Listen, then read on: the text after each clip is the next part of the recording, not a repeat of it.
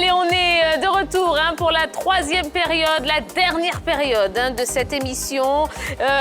Merci à notre invité Koneche Kumar qui a été très bon. Il a répondu avec beaucoup d'honnêteté, beaucoup de franchise à toutes nos questions et à toutes les vôtres. Et merci à vous d'avoir envoyé toutes ces questions sur la page Facebook de la 3. Dans un instant, on va parler du comité exécutif décisif de la CAF. Mais avant cela, un petit rappel des grands titres de l'actualité sportive.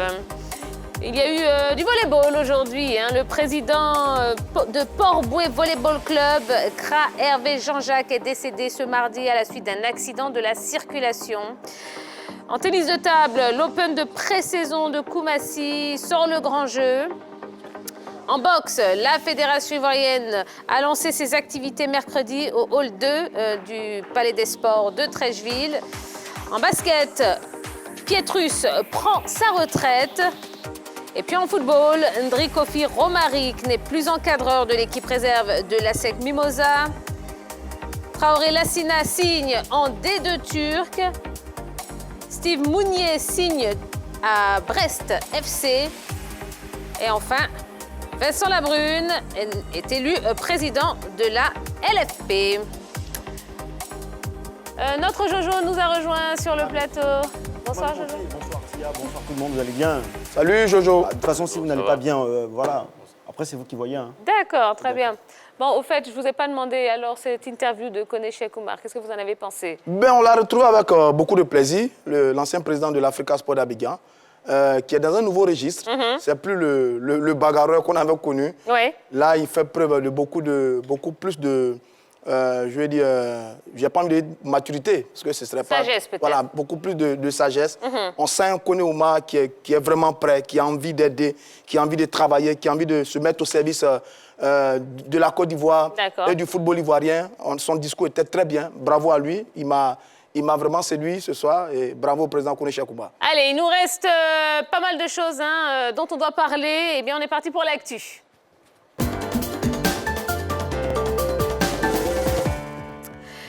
Initialement prévu ce mois, les matchs de la Coupe de la Confédération se disputeront finalement en octobre, précisément les 19 et 20 octobre, pour une finale prévue le 25. La compétition garde son Final Four et se déroulera au Maroc comme prévu. C'est ce qui ressort du comité exécutif de la CAF qui s'est réuni ce jeudi. Le comité exécutif de la Confédération africaine de football s'est réuni ce jeudi par visioconférence pour discuter de l'avenir des compétitions africaines et d'autres questions dans un contexte marqué par la pandémie de la Covid-19. À l'issue de la réunion, le comité a ratifié les décisions de la commission d'urgence de la CAF sur la reprise des éliminatoires de la Coupe d'Afrique des Nations Total Cameroun 2021 et la Coupe du Monde de la FIFA Qatar 2022. Ainsi, l'Assemblée générale ordinaire de l'instance africaine pour cette année se tiendra le 11 décembre à Addis Abeba. Quant à l'Assemblée générale élective prévue pour 2021, elle aura lieu le 12 mars 2021 à Rabat, au Maroc. Initialement prévue du 4 au 25 avril 2020 et reportée en raison de la pandémie de la Covid-19, le CHAN se déroulera du 16 janvier au 7 février 2021.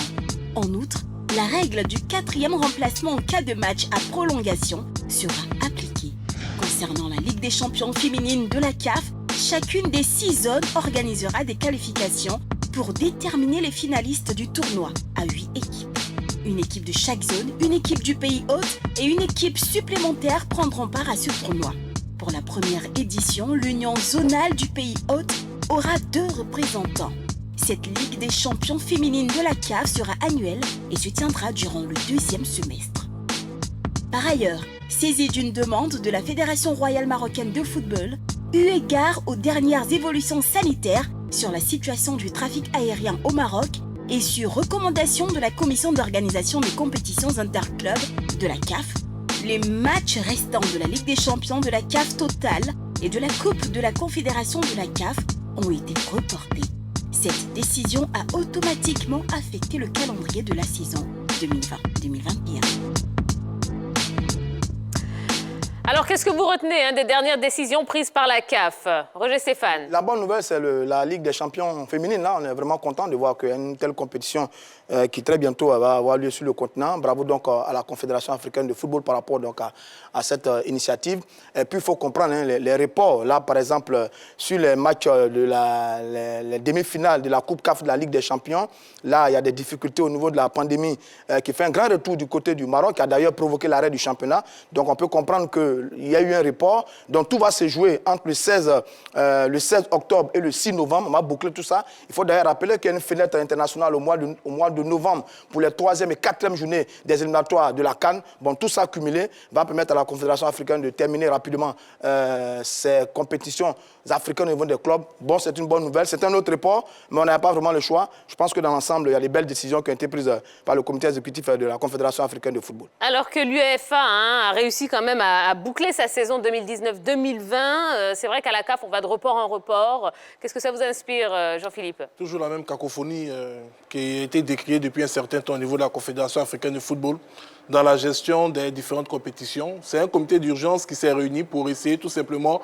de définir un canevas pour clore les différentes compétitions entamées durant cette saison et stoppées à cause de la pandémie à coronavirus, et également lancer les nouvelles idées, les nouvelles orientations de la Confédération africaine de football. Il a été question également de l'organisation de la prochaine Assemblée générale élective de la Confédération africaine de football qui se tiendra le 12 mars 2021. Ce sont de très bonnes nouvelles, tout simplement. On espère que la CAF va pouvoir tenir ce calendrier et boucler sa saison pour entamer la nouvelle avec de nouvelles perspectives pour tous les acteurs du football africain. Mais Jean-Philippe, sur le report des compétitions, ça peut se comprendre quand même. Parce qu'en Europe, on a failli reporter le Final 8 du côté du Portugal. Vu que Lisbonne était touchée à nouveau par une vague de pandémie, et 19 quartiers de la banlieue de Lisbonne ont été mis en quarantaine.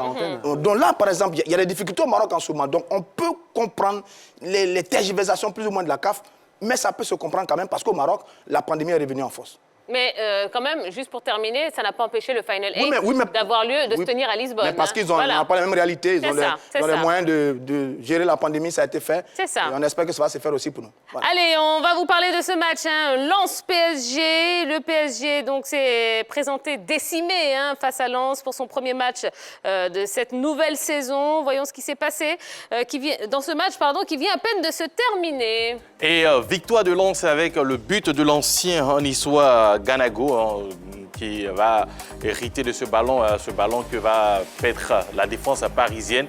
Et Ganago va punir les Parisiens sur cette frappe qui trompe Bulka. Vous l'avez dit, c'est une équipe décimée du Paris Saint-Germain, notamment avec un Levin Kuzawa gaucher qui se retrouve sur le côté droit. Allez, réaction rapidement, Jean-Philippe.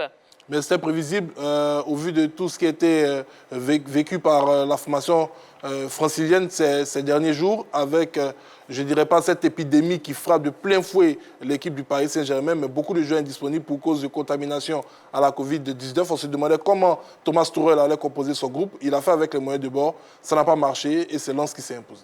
C'est un Paris Saint-Germain B. On va avoir le courage de le dire. Sur la feuille de match qu'ils avaient avant le début, Neymar, Marquinhos, Di Maria, Kellor, et tous, et même les internationaux qui sont allés jouer pour la Ligue des Nations. Donc c'était un Paris mais complètement décimé. D'ailleurs, sur l'entraînement du lundi, ils étaient 11 à l'entraînement. Donc le pauvre Thomas Tuchel, qu'est-ce qu'il avait? Bon, c'est une belle victoire pour l'équipe, l'adversaire, l'équipe de Lens, qui se relance parce qu'il y a une première défaite. Là, l'équipe prend 3 points, c'est bien. Paris commence mal la compétition avec une défaite. Mais enfin bref, je pense que quand tous les cadors reviendront dans cette équipe du Paris Saint-Germain, ça va être un autre... Mais les cadors sont fatigués. Une Ligue des Champions qui vient à peine de se terminer. Bon, il fallait que les autres dorment un peu.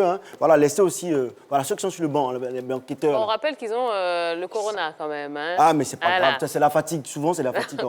Très bien, très bien. Pas grave, Allez, rapidement, une attaque inédite du Paris Saint-Germain. Sarabia, Mouinga et puis Ruiz Habil. Est-ce que vous les connaissez? Ils ont des noms, Mouinga, Sarabia. On va les connaître maintenant. Allez, voilà, c'est déjà la fin de la grande team. Ah, mais déjà... la déconnade, on la fera demain. Ah oui. D'accord? Ouais, c'est pas grave. Mais non. De toute façon, on déconne à la maison aussi. Et puis votre veste est tellement jolie. Ah, merci. En fait, vous la remettiez demain. Quelle veste. Est-ce que vous pouvez la remettre demain? Non, j'ai tellement de vestes aussi à la maison. Demain, vous avez Quelle veste. Allez, on espère que vous avez passé un bon moment. Merci pour votre fidélité. Merci d'être aussi nombreux à nous suivre sur la 3. On n'oublie pas 2 grands rendez-vous sport ce week-end. Le premier, c'est l'English Premier League qui fait son grand retour sur notre chaîne. Ce sera samedi 12 septembre à partir de 11h avec Jean-Baptiste Assouin et toute son équipe. Et cette première affiche qu'on vous propose, Arsenal-Fulham. Et puis l'autre grand rendez-vous, c'est la finale du tournoi Trocapère de la FIMADA. Ce sera dimanche 13 septembre à partir de 13h30. Tournoi de Maracana à vivre en direct de Gagnois. Voilà. Allez, reposez-vous bien. Prenez des forces pour demain parce que demain, ce sera la dernière de la semaine. Donc, vous savez qu'on termine toujours avec beaucoup de folie.